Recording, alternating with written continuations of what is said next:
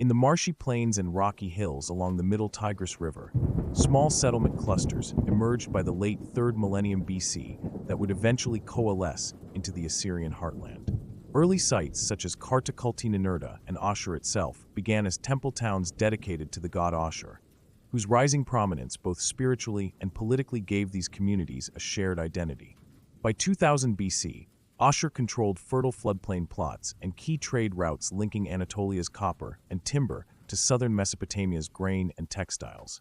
Proto-Assyrian rulers, initially titled governors under the hegemony of Babylonian and Hurrian kings, gradually asserted autonomy as regional powers waned.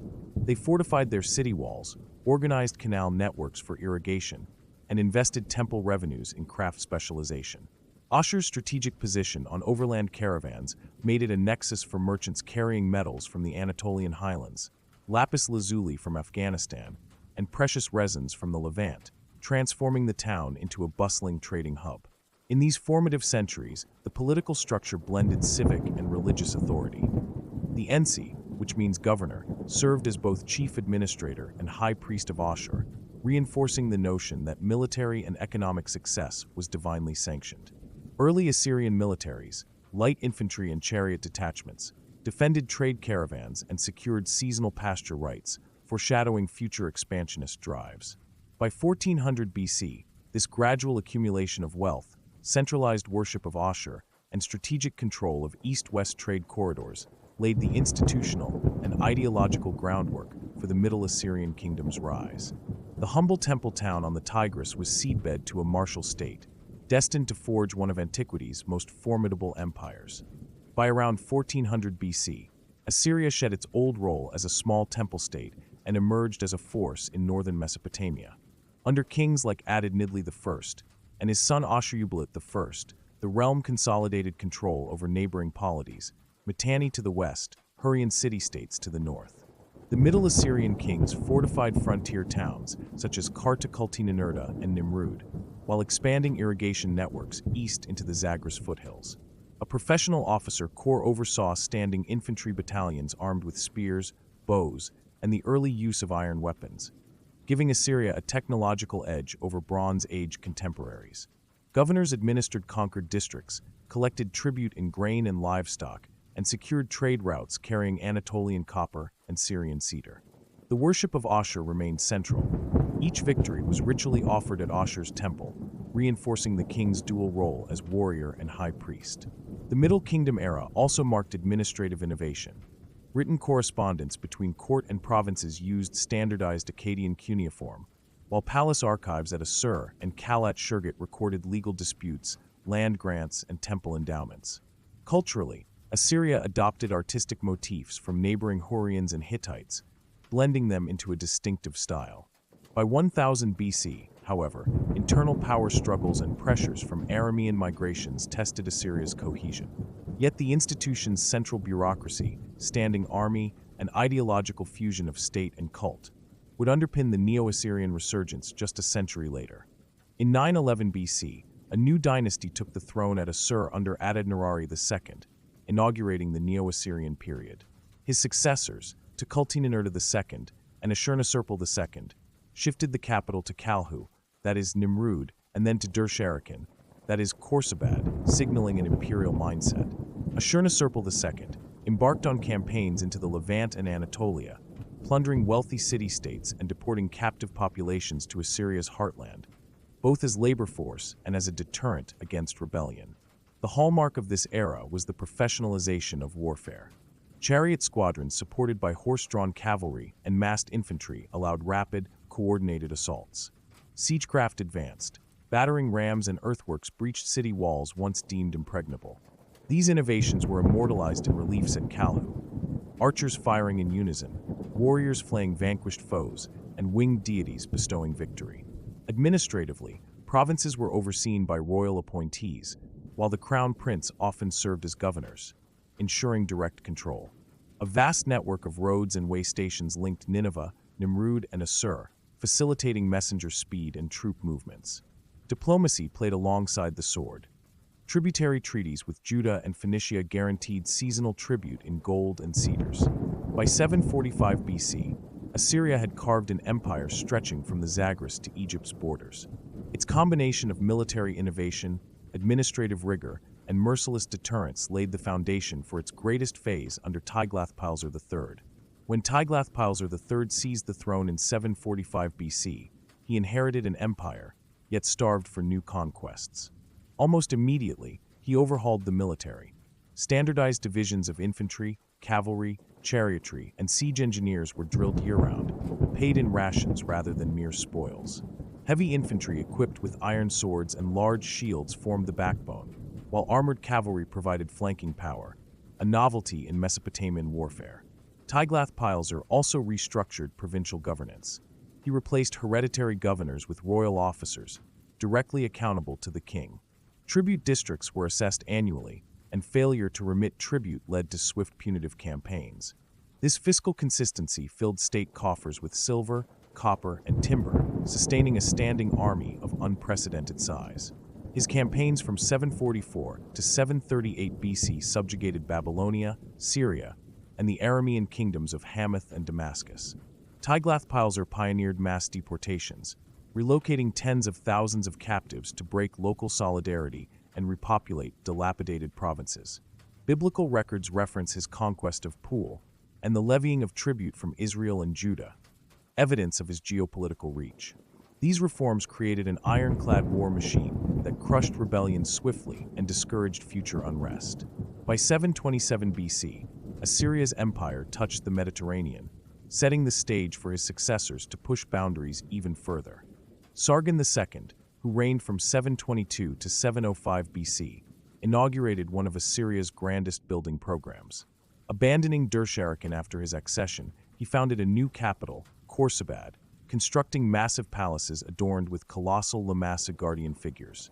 His military triumphs included defeating the last remnants of the northern Israelite kingdom and annexing regions of eastern Anatolia.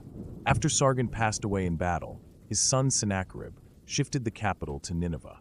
There, he carved out vast royal precincts. The southwest palace's reliefs depicted the brutal siege of Lachish, aquatic gardens irrigated by aqueducts, and the chilling aftermath of conquered cities. Sennacherib also refortified Babylon's walls. Then, in a controversial move, razed the city to the ground after a Babylonian revolt, demonstrating Assyrian intolerance for insurrection. These kings balanced terror and sophistication. While they flayed enemies and impaled captives, they also oversaw monumental hydraulic projects, cutting canals to supply Nineveh and draining marshes for agriculture. Administrative archives from this period show meticulously recorded tribute lists, diplomatic letters with Egyptian pharaohs, and royal decrees enforcing Assyrian law throughout the empire. By the end of Sennacherib's reign, Assyria had achieved its maximum territorial breadth, controlling lands from Persia's Zagros to Egypt's delta. Yet with great power came growing burdens. Overextension and the seeds of internal dissent sprouted even amid the empire's grandest achievements. Ashurbanipal stands out as Assyria's last great monarch. Unlike his predecessors, he prized intellectual culture almost as much as military might. He assembled the famed library of Ashurbanipal at Nineveh, gathering some 30,000 clay tablets on literature, omen texts, medicine, and correspondence. The discovery of Epic of Gilgamesh tablets, astronomical diaries, and multilingual dictionaries shows that Ashurbanipal valued knowledge and learning. On the battlefield, he repelled Elamite invasions, most notoriously sacking Susa, and quelled revolts in Egypt, restoring an Assyrian vassal dynasty in Thebes. His reliefs at Nineveh show the king personally overseeing siege works and hunting lions in an enclosed park, imagery underscoring both martial prowess and regal leisure. Under Ashurbanipal's watch, provincial governors continued to send annual tribute of ivory, ebony, gold dust, and exotic animals, sustaining the imperial economy. Diplomacy reached new heights. Assyrian envoys exchanged gifts with Median chieftains and Greek city-states along the Black Sea, while the queen's seal appears on administrative tablets, indicating women of the court also held bureaucratic roles. Despite this cultural fluorescence, fissures appeared. Rising provincial autonomy, court intrigues, and an increasingly burdensome tribute system sowed seeds of collapse. Nonetheless, Ashurbanipal's reign remains a high watermark, Assyria's moment when ink and sword combined to project power and preserve knowledge. The passing away of Ashurbanipal precipitated a swift unraveling. His designated heir, Ashur-Alani, lacked the king's authority. Rival claimants emerged, and bitter palace coups ensued. Provincial governors, previously kept in line by fear and systematic rotation, seized opportunities to assert local control. Babylonian rebels under Nabopolassar expelled Assyrian garrisons and proclaimed a revived Chaldean dynasty in 626 BC. At the same time, satraps in Media and the Zagros formed alliances, while the Egyptian vassal state in Thebes again revolted. Assyria's army, diminished by costly campaigns and stretched thin across vast territories, struggled to contain simultaneous uprisings. Tribute revenues plummeted as provinces withheld payments, starving the imperial treasury. Court correspondence from Nineveh became increasingly frantic. Pleas for reinforcements, indictments against traitorous nobles, and desperate rituals to invoke divine favor. Religious legitimacy frayed as temple funds were diverted to military campaigns, prompting disaffection among the priesthood. By 620 BC, the once unstoppable war machine sputtered. A mutiny at Haran saw soldiers disobey orders, and frontier forts in the Zagros fell to local chieftains. The internal cohesion that had sustained Assyria for centuries was broken, setting the stage for the final external onslaught. Seeing Assyria's weakness, Babylonian king Nabopolassar and Median ruler Cyaxares forged an alliance. In tandem with Scythian mercenaries and other subject peoples, they launched a coordinated campaign into northern Mesopotamia in 615 BC. The invaders captured and sacked major cities: Kala in 614 BC, then Nineveh itself in 612 BC. Archaeological layers reveal burning, collapsed walls, and strewn arrowheads, evidence of brutal siege warfare. Ashurbanipal II, the last Assyrian king, attempted to rally at Haran, but suffered decisive defeat in 610 BC. Nineveh's fall was not merely a military disaster, but a symbolic apocalypse. The city of Ashur lay in ruins, its palaces gutted by fire, its temples desecrated. Assyrian survivors fled westward. Administrative records abruptly end, and the cuneiform script of empire vanished from daily use. This coalition victory reshaped the Near East. Babylonian and Median realms emerged dominant, carving Assyrian provinces into new satrapies. The infrastructural networks, roads, canals, palatial archives, decayed under neglect. Yet echoes of Assyrian administration lingered in subsequent empires, even as the empire itself disappeared. Although the Neo-Assyrian state fell, its bureaucratic and military innovations endured. Babylonian and Median rulers retained Assyrian administrative templates: provincial governorships, tribute registers, and garrison towns. The Persian Achaemenids later adopted Assyrian road networks and postal relays to govern their vast domains. Assyrian art and iconography such as winged genii, Lamassa guardians, royal relief galleries, survived as models in Levantine and Persian palaces. Cuneiform writing continued in scholarship at Babylonian academies for centuries. Assyria's library collections, copied and recatalogued, influenced Greek historians who borrowed Mesopotamian chronicles. Moreover, memories of Assyria's might entered biblical and classical literature as a cautionary tale. Nineveh's destruction represented divine judgment in the Hebrew scriptures, while Greek authors recounted the empire's cruelty. Thus, Assyria shaped not only administrative norms, but also the cultural imagination of subsequent civilizations. Assyria's template of professional armies, centralized bureaucracy, and ideological fusion of king and deity became a blueprint for empires from Persia to Rome. Achaemenid Persia mirrored Assyrian provincial structures. Alexander's successors employed Assyrian engineers on canal projects, and Roman policy of deporting rebellious populations echoes Assyrian mass relocations.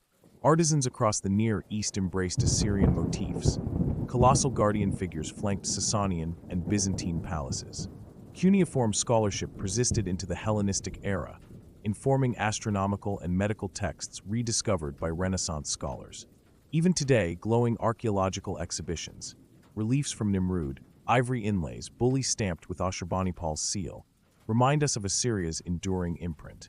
In forging one of history's first true empires, Assyria taught the ancient world how to wield organized violence, bureaucratic governance, and cultural patronage in tandem, lessons that would echo through millennia and underlie the very notion of imperial dominion.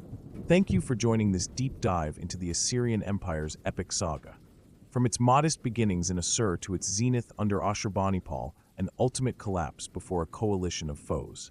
If you enjoyed exploring how innovation, ambition, and overreach shaped one of history's first true empires, don't forget to like, subscribe, and ring the bell. Stay tuned to Ancient Odyssey for more untold stories of ancient power, intrigue, and legacy. Until next time, keep journeying beyond the ruins. There's always another hidden chapter waiting to be uncovered.